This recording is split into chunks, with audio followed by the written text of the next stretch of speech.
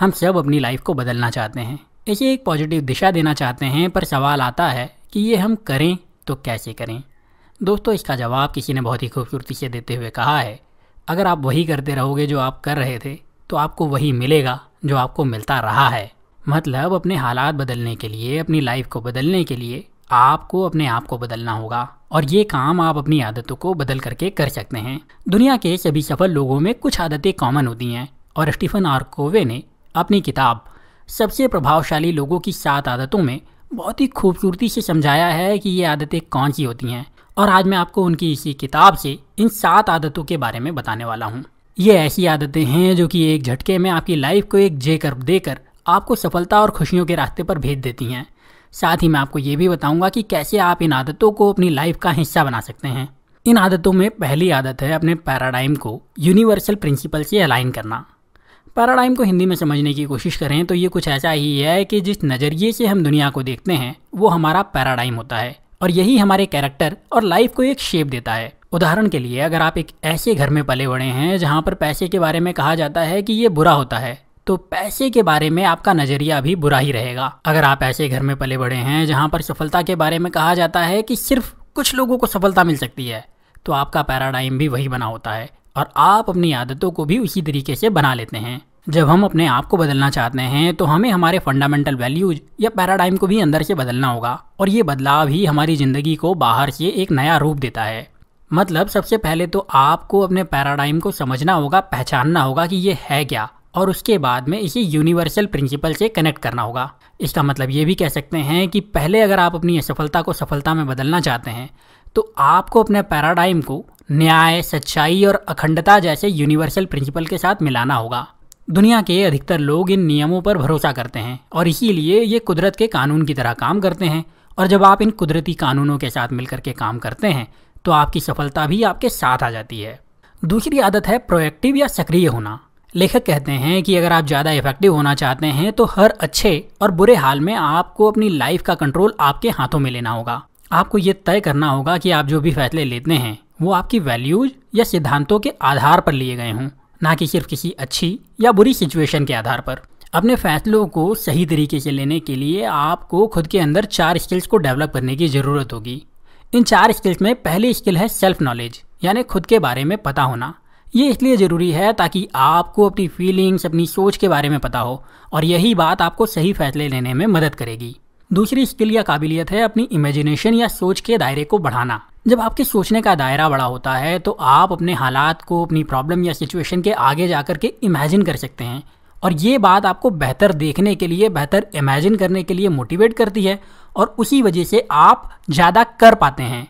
तीसरी स्किल है सही और गलत में पहचान करने की काबिलियत होना। हमें अपनी लाइफ में अक्सर ही गलत और सही में अंतर करने की ज़रूरत होगी, और जब आपकी चेतना या कॉन्शियसनेस ठीक होगा तो आप सही फैसले लेंगे, और यही आपको सफलता पाने में मदद भी करेगी। और जो चौथी स्किल आपको चाहिए वो है फ्री विल। फ्री विल को हिंदी में कहें तो अपने फैसले लेने की आज़ादी होना फ्री विल है। अधिकतर लोगों को लगता है कि हम अपने फैसले खुद लेते हैं, अपनी आज़ादी के साथ लेते हैं, जबकि सच्चाई इससे अलग है, और हमारे अधिकतर फैसले हमारी आज़ाद सोच के साथ नहीं होते। दुनिया के सभी सफल लोग अपनी सोच को आज़ाद रखते हैं, और यही बात आपको भी समझने की ज़रूरत है। जब आप किसी और को अपनी सोच को बदलने की आज़ादी नहीं देंगे, जब आप प्रोएक्टिव बने रहेंगे, तो आप अपना फोकस उन जगहों पर रखते हैं जहां पर आपका कंट्रोल होता है, और यही बात आपको ज़्यादा इफेक्टिव इंसान भी बनाती है। इफेक्टिव लोगों की तीसरी आदत होती है कि वो हमेशा ही एंड गोल को अपने दिमाग में रखते हैं। दुनिया में अधिकतर लोगों की आदत होती है कि वो बिना किसी मतलब वाले गोल्स को सेट करके रखते हैं। वो काम को जल्दी से ख़त्म करने की कोशिश करते हैं, लेकिन अपने काम में इफेक्टिव होने की कोशिश बिल्कुल नहीं करते। आपको इस हालात को बदलने की ज़रूरत है, और ये काम आप पर्सनल लीडरशिप को सीख करके कर सकते हैं। बात करें पर्सनल लीडरशिप की, तो आपको अपने हर दिन की शुरुआत अपने लक्ष्य को ध्यान में रखते हुए करना है। आप हर दिन अपने आप से सवाल करिए कि आप चाहते क्या हैं, और आप जो चाहते हैं उसके नतीजों को भी अपने दिमाग में इमेजिन करिए। उसके साथ ही आपको अपने हर एक्शन को लेते हुए ये ध्यान रखना है कि आप अपने एंड गोल को दिमाग में रखें, उसको विजुअलाइज करिए, और फिर उस बात का ध्यान रखते हुए अपने मोटिवेशन को बना करके रखिए। दुनिया के सभी प्रभावशाली लोग इस बात का ध्यान रखते हैं, और वो अपने लिए एक मिशन स्टेटमेंट भी बनाकर रखते हैं, और आपको भी यही करने की ज़रूरत है। आपको अपने लिए एक मिशन स्टेटमेंट बनाना है, इसे लिख कर या प्रिंट करके अपनी एक दीवार पर चिपका लेना है, ताकि आप इसे कभी भूलें नहीं। और ये तीसरी आदत है जो आपको प्रभावशाली लोगों की लिस्ट में लेकर आने में बहुत बड़ा योगदान देगी। साथ ही आपको ये भी समझने की ज़रूरत है कि अगर आप प्रभावशाली बनना चाहते हैं, अगर आप सफल होना चाहते हैं, तो आपको अपने टाइम को मास्टर करने की ज़रूरत होगी। दुनिया के सभी प्रभावशाली लोग इस बात को समझते हैं और वो अपने पैराडाइम को समझ लेते हैं, तो अपने टाइम को मास्टर करना भी उनके लिए आसान हो जाता है। लेखक कहते हैं कि दुनिया के प्रभावशाली लोग हर ज़रूरी काम को सबसे पहले पूरा करते हैं और उसके बाद वो अपने अगले काम को पूरा करते हैं। आपको भी यही करना है। आपको अपने काम को प्राथमिकता के आधार पर तय करना है और जो काम सबसे ज़्यादा ज़रूरी है उसे सबसे पहले पूरा करिए और जो काम ज़रूरी नहीं है या फ़ायदा नहीं देते उसको मत करिए। ऐसा करने के लिए आपको सिर्फ हाँ और ना करना सीखना होगा। जब आप सही काम के लिए हाँ और ना करना सीख लेते हैं तो आप खुद को प्रभावशाली भी बना लेते हैं। प्रभावशाली लोगों की चौथी आदत ये होती है कि वो विन विन में यकीन करते हैं। दुनिया के अधिकतर लोग सिर्फ खुद का भला चाहते हैं और वो विन लॉस मॉडल में भरोसा करते हैं। उनको लगता है कि अगर दुनिया में कोई जीतेगा तो किसी और को इसके लिए हारना पड़ेगा। लेकिन लेखक इस बात से इत्तेफाक नहीं रखते और वो कहते हैं कि दुनिया की अधिकतर सिचुएशन ऐसी नहीं होती जहाँ किसी को जीतने के लिए किसी को हारना पड़ेगा, और अधिकतर केसेज में विन विन हो सकता है। विन विन की बात की जाए तो ये एक ऐसी सोच है जहाँ एक तो जीतता ही है, उसके साथ ही दूसरे को भी फ़ायदा होता है। विन विन सिचुएशन को अच्छी तरह से समझने के लिए आपको सबसे पहले अपने कैरेक्टर को बेहतर करना होगा। जब आप अपने कैरेक्टर को अच्छी तरीके से समझ लेते हैं तो आपका पैराडाइम सही होता है और ये बात आपकी सफलता के लिए बहुत ज़्यादा ज़रूरी होती है। उसके साथ ही आपको अपने रिश्तों को अपने कैरेक्टर के आधार पर बनाना होगा, जो कि वक्त के साथ बनता है, तो इस बात का ध्यान जरूर रखिए। साथ ही आप अपने लिए एक प्रोसेस बनाइए जिसमें आप अपने कैरेक्टर को ऊंचा रखें, आप अपने रिश्तों को सही बना करके रखें और सभी के लिए एक विन विन सिचुएशन क्रिएट करें। प्रभावशाली लोगों की पांचवी आदत होती है वो पहले समझते हैं और फिर समझाने की कोशिश करते हैं। लेखक कहते हैं दुनिया का हर रिश्ता एक इमोशनल बैंक की तरह होता है और इस बैंक में हर इंसान ने कितना जमा करा है इसके बारे में हर रिश्ते को पता होता है। अगर आप अपने रिश्ते में सिर्फ लोगों को अपनी फीलिंग समझाने की कोशिश करते रहते हैं तो लोग आपको समझते नहीं, उल्टा एक कम्युनिकेशन गैप क्रिएट हो जाता है जो कि आपको लोगों से दूर करता है। दुनिया के प्रभावशाली लोग अपने आप को सुनाने की जगह दूसरों को सुनने की कोशिश करते हैं, उनको पूरे दिल से समझने की कोशिश करते हैं और फिर अपनी बात कहते हैं। जब आप ऐसा करते हैं तो आपको इसका रिजल्ट भी मिलता है और आप अपने आप को प्रभावशाली बनाने में कामयाब हो जाते हैं। तो अपनी आदत को बदलिए और खुद को सुनाने की नहीं सुनने की कोशिश करिए ताकि आप प्रभावशाली बन सकें। प्रभावशाली लोगों की छठी आदत होती है वो सिनर्जी क्रिएट करते हैं और उसका फायदा उठाते हैं। सिनर्जी की बात करें तो इसका मतलब कुछ ऐसा है कि मिलकर अधूरे को पूरा करना। उदाहरण के लिए अगर आप एक बिजनेस को सफल बनाना चाहते हैं तो उसके लिए आपको idea, production, finance, sales, after sales ऐसे कई हिस्सों को समझना होगा और उनको एक साथ मिला करके काम करना होगा।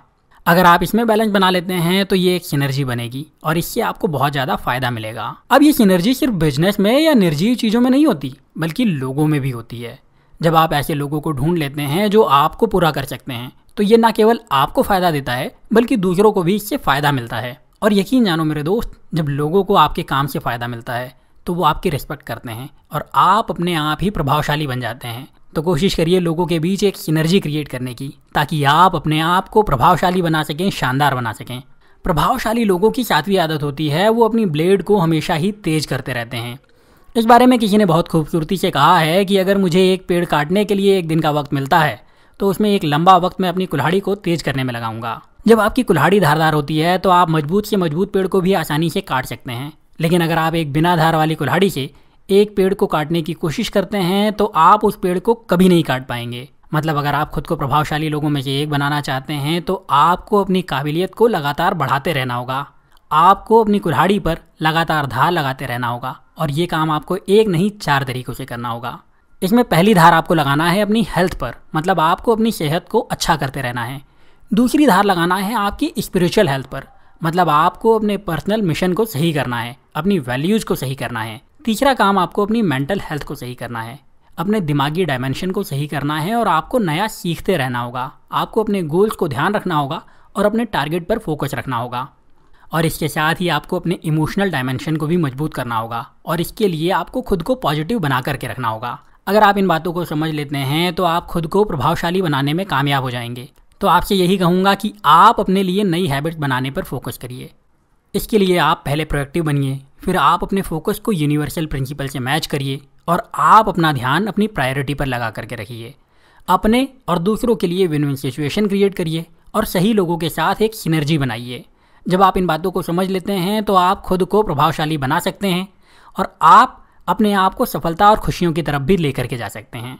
तो अब आप इन बातों को समझिए, अपनाइए, अपनी लाइफ में सफलता और खुशियों को लेकर के आइए। वीडियो अच्छा लगा है तो लाइक का बटन दबाइए, शेयर करके वीडियो को अपनों तक पहुंचाइए और हमारे साथ जुड़े रहने के लिए चैनल को सब्सक्राइब करके बेल का बटन जरूर दबा दीजिए ताकि आप हमारे कोई वीडियो कभी भी मिस ना करें। अभी के लिए इतना ही, अगले वीडियो में फिर मिलता हूँ। तब तक अपना प्यार और वक्त देने के लिए बहुत बहुत धन्यवाद।